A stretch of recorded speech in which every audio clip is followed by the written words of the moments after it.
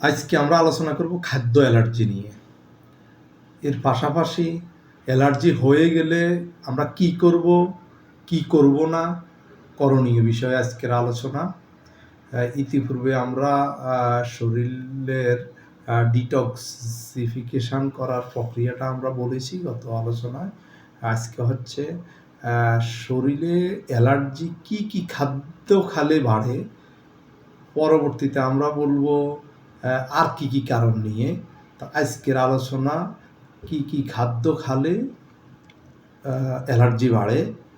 এক নাম্বার হচ্ছে তবে সব খাদ্য সবার জন্য অ্যালার্জন থাকে না। কিছু খাদ্য কিছু লোকের জন্য বাড়ে। এর মধ্যে আমরা অনেকগুলো খাদ্য তালিকা করেছি প্রাথমিকভাবে। তবে এর বাইরেও কিছু খাদ্য কারো শরীরে অসহনীয় পর্যায়ে থাকে। এক নম্বরে হচ্ছে গরুর মাংস, হাঁসের মাংস, চিংড়ি, কাঁকড়া, মাছ, বাদাম, দুধ, ডিম, সবজির মধ্যে পুঁইশাক, বেগুন।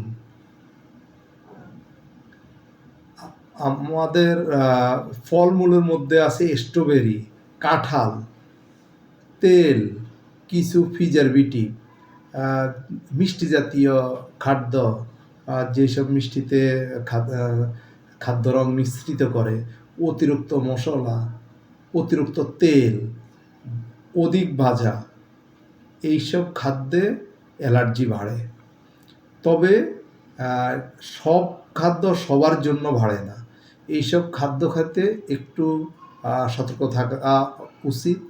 আমাদের করণীয় কি? যখন খাদ্য খেলে অ্যালার্জি বাড়বে, এমন কোনো খাদ্য খেলাম যেখানে অ্যালার্জি বেড়ে গেল, এটা আমরা অনুভব করলাম, তাহলে আমাদের করণীয় কি? আমরা তখন পর্যাপ্ত বিশুদ্ধ পানি খাবো। আমরা শরীরকে ডিটক্সিফিকেশান করব। ডিটক্সিফিকেশান কীভাবে করব সেটা আগের ভিডিওতে বলে দেওয়া আছে। আমরা একটু পরিশ্রমিক কিছু কাজ করব, হাঁটা চলা বেশি করব, আর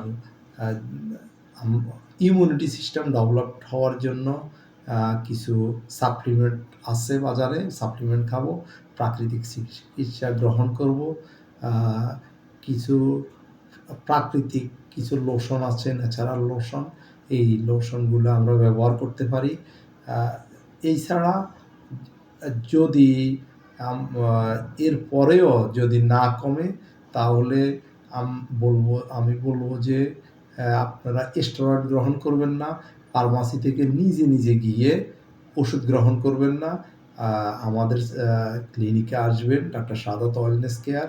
এছাড়া প্রাকৃতিক চিকিৎসা দেয় অথবা হোমিওপ্যাথিক চিকিৎসা দেয়, ভালো চিকিৎসকের পরামর্শ নেবেন।